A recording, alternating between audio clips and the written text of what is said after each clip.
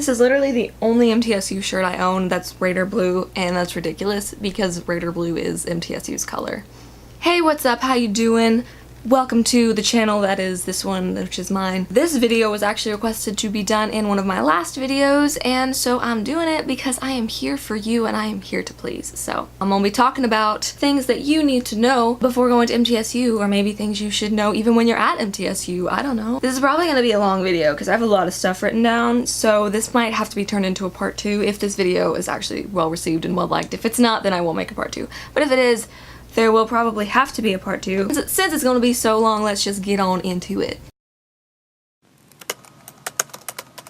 The number one and biggest thing that I feel like should be known about MTSU for people going there is that it is a commuter school mostly. Now, I don't mean it's like a community college where literally everyone commutes and nobody lives on campus. People live on campus. There are plenty of dorms and apartments. Well, there's only 2 apartments on campus, but there's a lot of dorms and a lot of people that do live on campus. But it's a big school. It has tens of thousands of people attending, like 20,000 something last time I checked. I don't know what 2017, 2018 is going to be, but it is a big school. So you would imagine that it would be a lot of people on campus, and that's not the case. Obviously during the school day there are a lot of people on campus because everyone's there attending class, but on the weekends it turns into a ghost town. There are still people that live off campus that are around with parties and stuff. I don't mean there's literally no parties, I just mean there's literally no one ever on campus. You could go to breakfast on Saturday morning and be like one of 5 people that are in the dining hall. It's very, very, very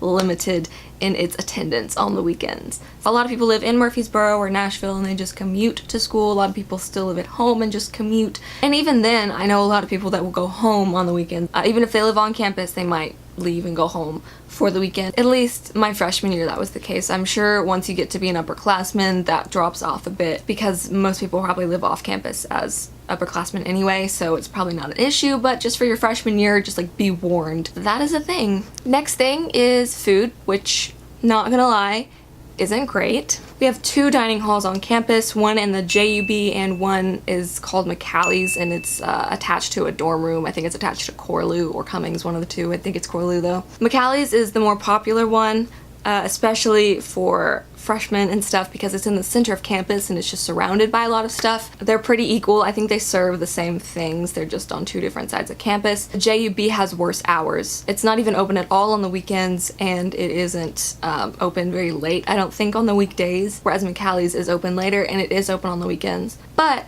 fun thing going back to the weekends thing here, everything shuts down on the weekends because there are so few people that go there. Hours on the weekends kind of suck. The rec weekend hours are not great. The dining hall hours are not good. Student Union is where a lot of the restaurants are, and then the KUC is where a lot of the other restaurants are, and the KUC isn't even open at all on the weekends, neither is the post office, which is in the KUC. And then in the Student Union, a lot of the restaurants aren't even open, and if they are open, the hours are absolute crap. And then continuing with the food thing, the food options are not great. I can't remember every single restaurant off the top of my head that's available on campus, but I'll like try to pop them up on the screen so that you sort of get a feel for the type of things that are open. And there's not a lot there. It's pretty much fast food. Restaurant-wise, I stuck to Happy Tomato, which is in the Student Union, but their hours are absolute crap. Or the pod food, which there are little pods all over campus that you can buy overpriced food for with your flex bucks, which is a thing I'll get into later. And then the dining hall, the McCallie's, those are basically where I stuck to getting my food because the rest of the restaurants on campus, it's just fast food. That adds to the convenience of gaining the freshman 15, which I tried to avoid, and I did actually manage to avoid. Yay me, and I have a video about that if you're interested. I talked about flex bucks earlier, and that goes along with your meal plan. You don't have to purchase a meal plan. I think you have to purchase one your freshman year, I think. Other than that, you don't have to purchase one again. I don't believe, pretty sure you don't. With a meal plan also comes flex bucks. Just depending on the type of meal plan that you buy depends on the type of flex bucks that you get. You can get like a 5-day meal plan, a 7-day meal plan, whatever. you want. When you get it, it's going to tell you how many flex bucks you're going to receive that semester, and then at the end of the semester, those flex bucks will be added again. So if you're getting a meal plan that offers 250 flex bucks on it, that means you're going to have 250 flex bucks, and then like once that semester ends and then spring semester starts, you're going to get another 250 flex bucks. So if you went the entire fall semester without spending any of your 250, in your spring semester starting in January, you would have 500 for that entire semester. But once it hits that special date that you can no longer use them anymore at the end of the semester, they completely disappear. So say it's May 4th at 7 o'clock. That's the last time you can use flex bucks. Once that deadline is passed, they're all gone. Even if you had that 500 left, not anymore. They're all gone, even though you paid for them. So I recommend, if you have a lot of flex bucks, spending them. And then at the end of the year, like going ham and spending all of them. That's what I had to do. I had so many by the end of the semester. You can buy Papa John's with your flex bucks, and I just bought a lot of pizza for me and my friends because I had a lot of I spent like 78 bucks in flex bucks at the end of the semester buying pizza because I needed to spend the money, and my friends wanted pizza and I wanted pizza, so we bought a lot of pizza. Flex bucks will be loaded onto your student ID, which you need to have with you at all times. Every single MTSU student has one, and every single student has an M number that will be at the bottom of your ID. The M number, you should memorize it probably, but if you don't have it memorized, you definitely need your student ID with you whenever you are going to do something that will require to have your M number. Some teachers need it for tests. It just depends on you and your personal schedule. You're never gonna probably know when you're gonna need your M number, so just memorize it, I would recommend. That ID, keep it with you at all times, especially if you live on campus, because that is how you're going to get into your dorm. Depending on your dorm, it'll depend on where you have to swipe your card. I lived in Beasley last year, and you have to swipe your ID to even get into the building, so keep it with you or you'll be locked out of your building. And also, that is how you pay for stuff with your flex bucks, and that is how you pay for stuff with your meal plan. And going back, I forgot about this earlier, but with food, you have your meal plan, like you have your dining plan, like you can get 3 meals a day, and then you have meal equivalency. And I can't remember the hours exactly, but it's like from 7 to 11 in the morning, you have breakfast, and you have that meal. So you can go to the dining hall and swipe your card, and that's a meal. Or you can do meal equivalency and go to like Chick-fil-A and get something that's $6 or less worth of food, or $7 less worth of food. It's one of those two numbers. And then you can use your meal equivalency there. But then once you've used that in that time slot, you can't use it again. Say you used at 8 o'clock, you went to Chick-fil-A and got some chicken minis with your meal equivalency. If you went at 10 o'clock to McCallie's and tried to get a meal there, you would have to use your flex bucks. You couldn't use your dining plan anymore because you already used that meal equivalency during that time slot. So you would have to wait until 11 when lunch started. And then lunch goes from like 11 to 4:30 or something like that. And then dinner starts at like 5 to whenever it closes. Or I don't know the numbers exactly. I can never remember them. Does that make sense? Like, you can use your meal equivalency during those 3 time frames, but if you use the meal equivalency, you can't go to the dining hall and get food unless you spend your flex bucks.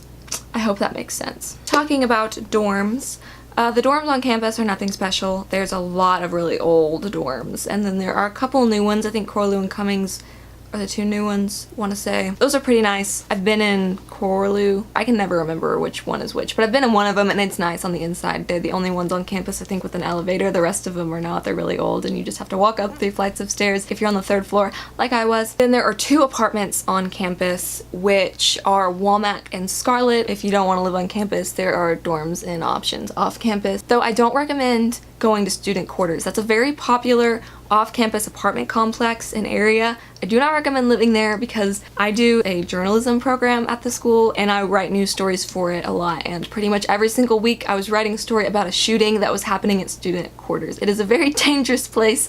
I do not recommend living there. My next thing, which is sort of navigating the campus and understanding it, I'll put a picture up on the screen of the campus. You can look at this picture online if you just search MTSU's campus. They also probably will give you one of these at Customs, which I will talk about later. Campus is basically split up into 3 different sections. Up on the north side of campus is pretty much the athletic sports side.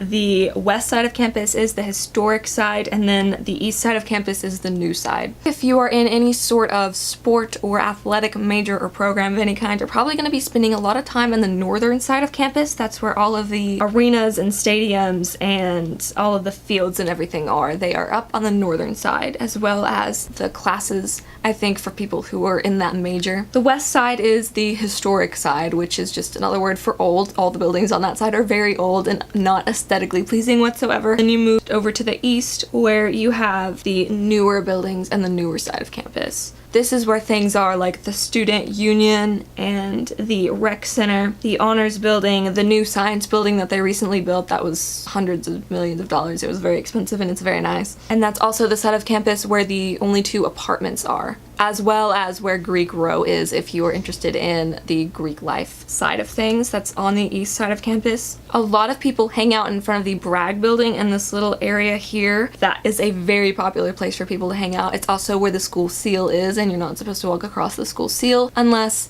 you don't want to graduate in 4 years. I'm pretty sure I've walked across it multiple times though, so hope I graduate on time. There's also another area outside the student union where a lot of activity happens. If there are ever any sort of fairs or outdoor things that happen a lot of times, it's in this little oval area here. That's just a big grass area with some places for you to be able to sit. East side of campus seems to be, from what I have seen in my first year, where most people hang out. The campus is pretty well condensed and it is very flat. There are no hills on campus whatsoever. It is all condensed together pretty well. A lot of campuses are spread out. Like in the city, you can be in the city 1 second and then at a campus building the next. MTSU is not like that. Everything is pretty much in one area of Murfreesboro. It doesn't spread out.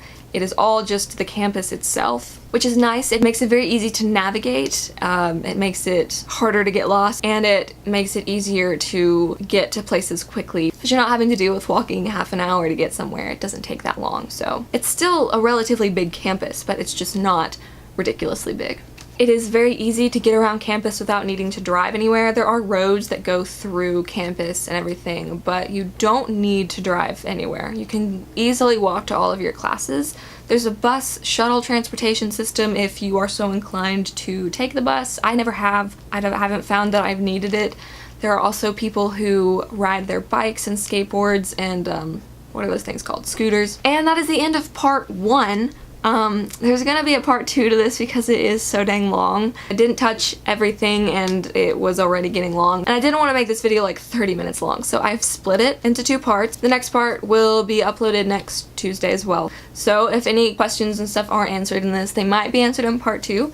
And if they're not, you can for sure leave them in the comments and I will try to answer them to the best of my ability. Or if I get a bunch of questions that I didn't address in either video, I will just make a completely separate part 3. I hope this was informative to you if you are going to be joining the Raider family. I hope you have a great rest of your day. Bye guys.